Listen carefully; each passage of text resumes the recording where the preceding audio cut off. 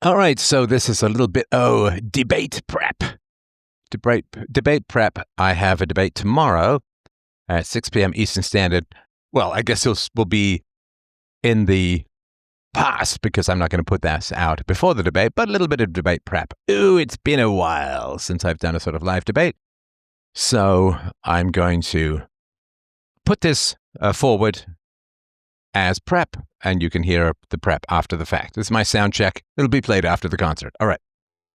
So spanking, of course, is the use of physical force to inflict pain to change a child's behavior. I guess ideally with the goal of changing the child's behavior, although, of course, spanking occurs in other contexts out of frustration, anger, impatience, and so on. So it is a glaring exception to the general rules of society. And in fact, it is a complete reversal of the general rules in society. Now, that is not necessarily making it false. We don't allow children to sign contracts, so we don't allow children to drive cars. We don't allow them to vote. So just because we have opposite rules for children or restrictive rules for children doesn't make them automatically wrong. However, none of the categories make any sense regarding hitting. So, for instance, we generally consider it bad when a man hits a woman because, or worse than the reverse, because a man is usually bigger and stronger than a woman. We generally don't like it when a bigger child bullies a smaller child because of the size and strength disparity. So, of course, we generally say that people who are bigger and stronger have a special consideration to not bully others. So, for instance, if our child is very weak and in a wheelchair, we generally don't have to give them a lot of lectures on bullying, whereas if our child is some really fast developing, 6 foot tall by grade 6 kind of kid, we might be a little bit more concerned about bullying. So, in general, we say the bigger and stronger you are, the more requirement you have to be peaceful and to not use violence. We also generally say that where there is a power disparity, then violations of moral codes are even worse. So this is why, in general, a boss is not allowed to date his immediate employee because the power disparity is too great. In other words, if your boss asks you out, and you say no, is that going to harm your career because he might misuse his power and so on? Generally, if a cop commits a crime, we view that as worse than an average citizen committing a crime because the cop has all the power of the state behind him. And so the more powerful you are, the higher your moral requirements, not the lower. So the fact that parents are larger, stronger, more powerful, and have infinitely more legal, moral, and economic strength and power and independence should raise their moral standards, not collapse them completely. It would be like saying, well, if you're a small kid, bullying is really bad and wrong, but if you're a big kid, bullying is really good and great. Well, we wouldn't say that in general. That wouldn't make any sense, but we say it with regards to hitting children. Now, of course, the other reason why people say you have to hit children is because children don't reason. You can't reason with a child. Well, how do we abstract that moral rule and make it universal? Because moral rules have to be universal, otherwise they're exploitation and a justification for immorality. If we say only redheads can steal, then that's not a moral rule. That's just permission for redheads to achieve their final form of demonic pilfering. So if we say, well, you can hit children because children can't reason, or let's say won't reason, then we have a problem. Is the moral rule that we can hit people who are incapable of reason? All right? Well, if that is the moral rule, we have a challenge, which is, can we then hit people who suffer from mental retardation? Can we hit people who suffer from Alzheimer's? Can we hit people who have other sorts of degenerative brain disorders? Can we hit seniors who are notoriously forgetful. There's even a phrase for it called having a senior moment, where you can't remember where your keys are, or you drive forward when you think you've got the car in reverse, or vice versa. Can we hit people who are incapable of reasoning? No. In fact, in most common law systems, you have higher penalties for hitting the disabled, rather than you have permission to hit the disabled.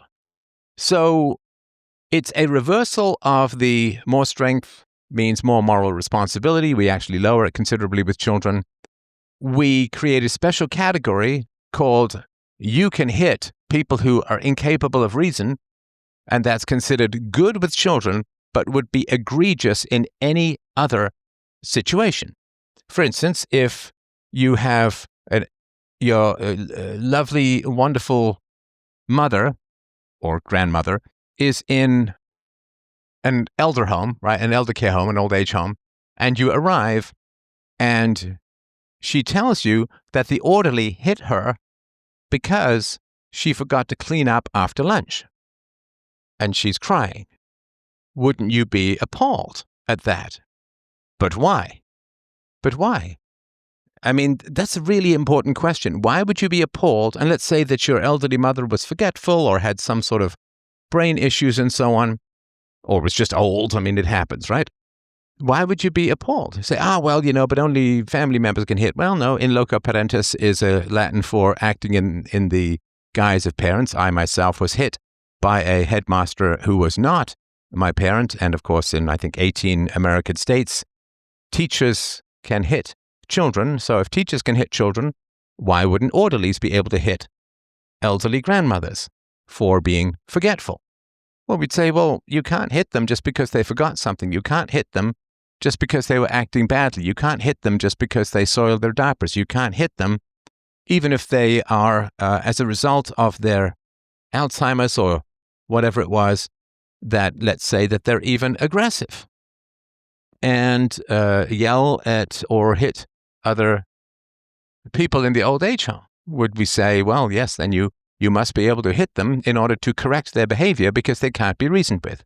Well, we would consider that appalling. But why? Why would we consider that appalling? Every single standard that we say makes it good to hit children somehow makes it evil to hit people who aren't children. Well, that's no good. That doesn't make any sense. We say, well, if you have more strength and size and power, you have higher moral standards, not lower. And if somebody who is abled hits somebody who's disabled, we consider that even more egregious than less. Now, let's say that somebody can reason, but doesn't reason. Well, if me, as the old saying from Hamlet goes, treat each man according to his deserts, none shall escape the whipping. Can you say that you have always acted with perfect rationality in this life? I know I can't, and I think it would be an inhuman and ridiculous claim to say that you and I have always acted with perfect rationality in this life. The other day, I got all huffy about a caller for putting forward some insults after I'd called his hobby gay and retarded. That was hypocritical. Should I be beaten for that? I was in the wrong. So if somebody cannot reason, does it make sense to hit them for not being rational? If somebody can reason, but chooses not to reason, can we hit them? No. So the use of violence is sharply curtailed and proscribed. Curtailed and proscribed, not prescribed, kind of an important difference, in Western civilization. We curtail violence. And why do we curtail it? Well, because we don't want to live in a violent society. So, in general, under common law, we allow violence only in very, very specific and immediate circumstances. So, we say that violence is only justifiable in an immediate moment of self-defense when you are facing grievous bodily harm or death. That you can use violence up to and including lethal violence in situations of lethal threat or imminent bodily harm. Grievous bodily harm, not just like a slap. So you can't shoot someone for spitting on you, but it is interesting that although spitting on you is almost certain to cause no harm whatsoever, we still consider it assault and punish people with a year or more, potentially in jail. So it's really, really bad and wrong, you see, to spit on people, which causes them almost certainly no bodily harm, but it is good to hit children. And euphemism aside, it doesn't matter. It's still hitting. We have to invent new words because we're not proud of what we do. So we only allow for self-defense in very specific situations of immediate and intense danger, again, of death or grievous bodily harm, and only then to the proportion to which you eliminate the threat. Right? So if somebody is about to hit you and you pull out a gun and then they start running away, you cannot shoot them because the threat has been neutralized through the pulling out of the gun. So we do not allow violence except in very specific circumstances, almost none of which apply to raising children. A toddler cannot really inflict death or grievous bodily harm on you, except if you count as grievous bodily harm stepping on Lego bits, but a toddler cannot inflict deadly violence upon you, and therefore the idea that you are striking the toddler in self-defense is invalid. Now, arguments can be made such as, what about grabbing a child who's about to run onto the street? Well, let's look at that one and ask ourselves, is it universalized? And the answer is, yeah, it is. So if you see a blind man with his headphones on about to wander into traffic and you grab him to restrain him, then that would not be assault.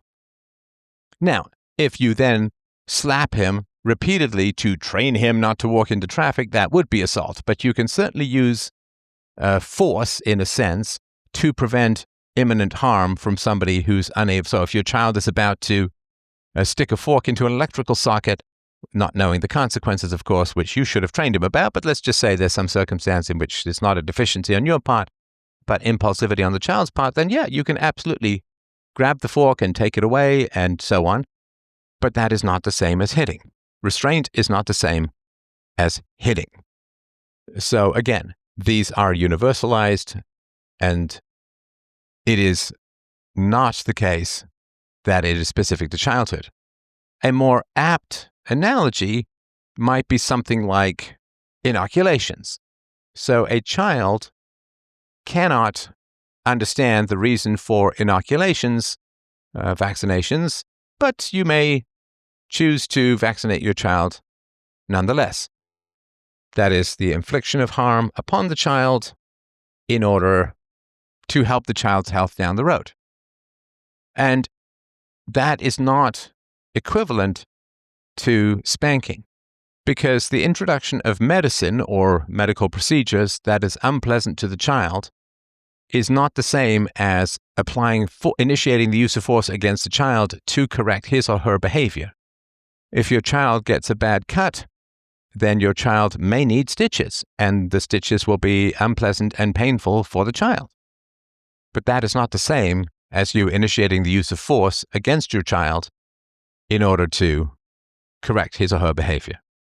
Now, the question is also, if there is a peaceful alternative to a conflict, surely we should take the peaceful alternative rather than the coercive alternative, even if the coercive alternative is legal. In other words, if you want to teach your child about right and wrong, good and bad, virtues, immorality, good behavior, politeness, reasonableness, and so on, diplomacy, which these are all good things to teach our children and children in general. In general, we would prefer the more peaceful alternative to a potentially violent situation. So if somebody is beginning to threaten us in some public place, if we have the option to talk our way out of the threat, I think most people would say that is a better option than assaulting him. And certainly the law would. If somebody's just starting to become like threatening, like, yeah, you better watch your tone or something like that, right? Like not a direct threat like I'm going to kill you, but, you better think about your next words very, very carefully, or you better watch it, Buster, or something like that. And then we just start pounding him, right? On the face or body or something like that. We assault him. I think most people would say that de-escalation and not responding to verbal aggression with physical force is better. If we could teach someone a lesson without using violence, I think most people would say that is preferable to teaching a lesson with violence. Now, let's go one step further. If it was also true that not only is it better if you can teach the same lesson without using violence, but you can teach the lesson better without using violence, well, then we would have an open and shut case. So in general, we would prefer that a lesson be taught or a situation be de-escalated without using violence. But if the situation can be de-escalated and the lesson can be taught far better without using violence, then violence, even as a utilitarian justification, would cease to be justified at all. So if you want to teach your children emotional self-regulation, which we do, if you want to teach your children right from wrong, which we do, if you want to teach your children good from evil, which we do, if nonviolence teaches children better than violence, in other words, they learn self-regulation and morality better through peace and reason rather than threats and violence, then the last justification for hitting children falls away utterly. If you have a sore throat, you might get some antibiotics. You don't get a tracheotomy. A tracheotomy for a sore throat would be assault, because antibiotics are better at curing a sore throat than a tracheotomy. So, the studies are very clear on this. There's no ambiguity that parents who are trained at reasoning with their children can abandon spanking over 90% of the time and have better outcomes. Children have better emotional self-regulation, they have fewer tantrums, they learn better, they mature faster, which is exactly what we would expect. It's pretty hard to learn a lesson, it's pretty hard to learn words if you are taught the opposite of what the words mean. If you're told that north and south is up is down and peace is slavery, or peace is violence and freedom is slavery, if you're given the opposite meaning to all these words, it's pretty hard to learn a language. It's pretty hard to be hit by your parents and learn the lesson that hitting is bad. It's pretty hard to see your parents get angry and hit you and learn the lesson about emotional maturity and self-regulation. It is pretty hard to be yelled at and told that calmness and reason is the best way to solve problems. It is pretty hard to be hit and to be told that you should never use violence to achieve your goals. This is all innately, rankly, and basically self-contradictory. And of course, I understand the Christian reasoning. It's right there in the Bible that children are prone to evil. We're born with original sin or ancestral guilt. Even if we don't inherit the sin of Adam directly, it's ancestral guilt. And Satan is everywhere, and he enters through the new forged portal of the child's heart and counsels him to all sorts of wickedness. And the only way to purge him of that temptation to wickedness is to hit him repeatedly, right? The average child who is spanked, I did the math, the average child who is spanked hundreds and hundreds and hundreds of times over the course of his childhood. Spanking escalates or peaks at around the ages of 3 to 4, but spanking still continues. More than a quarter of parents are still continuing to spank or hit children into their teenage years, which, of course, if you have to keep taking the medicine, maybe the medicine doesn't work. It's just a kind of thought about that. So the idea that children are born evil and have to have the devil struck out at them violently is very primitive. This is a form of child sacrifice. And I personally believe that it's because parents are trying to tell things that children just don't believe and don't have evidence for and don't understand, right? Like, you say to a toddler, Jesus died for your sins, so you have to obey mother because of the 10 Commandments. The kid's going to be like, I don't know, but I know that I do like lollipops. So children are perceived to be born evil, and the sinfulness or the evil or the devil's playground has to be thrashed or hit or beaten out of them with a rod, often. Otherwise, they will fall prey to temptation and sin. This arises from an idea that is not at all supported scientifically, like not even a tiny bit, not even a smidgen. It is not supported scientifically. The idea that children are born malevolent or with tendencies to evil and so on, this is not true. Certainly from 6 months of age, 3 to 6 months is kind of sketchy. There was some evidence, but it seems to have been pretty hard to replicate, so we'll kind of discard that. But from 6 to 12 months, children do show a slight preference for helper characters rather than harmful characters. They show, 6 to 12 months, they show the beginnings of empathy for others who are in pain or suffering, and they begin to show a preference for what we would call morality or being helpful rather than harmful. They play more with toys that have been depicted in a positive moral fashion rather than a negative moral fashion. They play more with those toys and show more interest in them, look longer at, which is considered a sign of positivity, they look longer at positive characters than they do at negative characters. So, children can be morally reasoned with between 18 to 24 months. You could begin to see the first flickerings of it. Before that, they can't do any particular kind of reasoning, least of all moral reasoning, which is, as we can see from this debate, some of the most challenging reasoning around.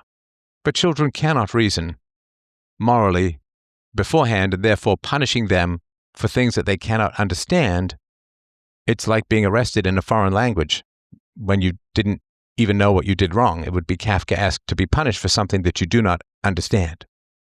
And to punish someone for what they cannot understand, well, I mean, we have below a certain IQ, we don't punish people for their crimes. We might restrain them, but we don't punish them for their crimes because they cannot understand cause and effect. And this is adults who are intellectually unable to process morality, and children are unable to process morality, and therefore to punish them for that which they cannot understand is wrong.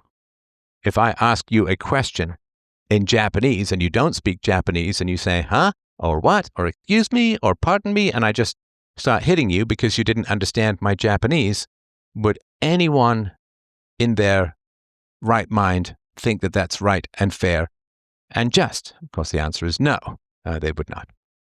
So when children cannot understand morality, punishing them for, quote, immoral choices is wrong. When they can understand morality, or at least begin to, then you need to start building the blocks of their moral understanding. In the same way that you don't read to a 2-year-old Dostoevsky in the original Russian and punish him for failing to understand it, and then say, well, I'll switch to English if he speaks English and he still doesn't understand it, well, you wouldn't punish him for that. What you would do is you would start to build his understanding of Russian or English to the point where down the road he can read and appreciate the lovely language of Fyodor Dostoevsky. You would build his knowledge up, but you would not punish him for that which he cannot understand. Now, people say, of course, well, there are biblical commandments that require this, and with all due respect to biblical commandments, some of which are perfectly valid and I would 100% agree with as a moral philosopher, but I have not noticed killing family members who tempt you with other gods or atheism. I have not noticed stoning homosexuals to death lately. I have not noticed justifications for beating slaves being widely accepted. I certainly see quite a lot of women trying to instruct men in the ways of religion, and I do not see them being chastised and told to shut up and sit in the back of the church, and if they have any questions, go ask their husbands. So with regards to Bible injunctions, a lot of them have been marked as morally wrong and ignored. So when Christians say, no, I don't want to stone a homosexual to death, which I obviously agree with, don't stone homosexuals to death. When they say, well, no, that's wrong, I reject that teaching. I also reject the teaching that says if a man rapes a woman, he should, if she's a virgin, he should pay a certain amount of money to her father, and then she must be forced to marry him. I don't see that being pursued with any great depth or avidity in the Christian community. And, there's a lot that's in the Bible that we now recognize as primitive and wrong. Yet, somehow, this one has escaped the notice of a lot of Christians. And why? Well, because 80% of Americans in particular have been raised, they were spanked. The number is probably higher because people might say, I wasn't spanked when I was, but they would very rarely say the opposite. But even if we take the number at face value and say, well, 80% of parents respond that they were hit as parents, well, saying it's wrong means that they're calling their parents, they say, parents, you did something wrong. And we can give some forgiveness to not knowing these things or whatever, right? Although anti-spanking has been around for at least 70 to 80 years that I know of. It could have gone back even further than that. But so if you were spanked as a parent, but if you're spanked by your parents, then it becomes, emotionally difficult to say to your parents, we're not going to spank. Oh, why aren't you going to spank? Well, we think that it's wrong. Oh, so you're saying my spanking was wrong, blah, blah, blah. It's just tough. And of course, you tend to speak the language that you were raised with. I speak English. I was raised with English. I'm not really competent in any other language. And so people tend to repeat what they know. I mean, there's good aspects about that. That's supposed to give a certain stability to culture as a whole. But there's bad aspects to it in that we get to repeat bad ideas and bad decisions and not grow from them. So I think that's sort of going to be roughly how I'm going to start out. Obviously, I'll have to go with what they're coming up with. But that would be my general approach, that spanking violates the non-aggression principle. It's the initiation of the use of force, not for the sake of immediate self-defense. And we need to bring children into the general umbrella in which we secure other members of society. The least vulnerable members of society have been slowly drawn into the fold of non-aggression, women, slaves, and so on. And we need to continue that process. The last barrier is children, and after that, we get a great world. So I hope that makes sense. freedomain.com/donate to help out the show. Hey, afterwards, let's see how this debate went. But that's some of my prep, the non-tactical parts, the rhetorical parts. I hope that makes sense. Lots of love. Bye.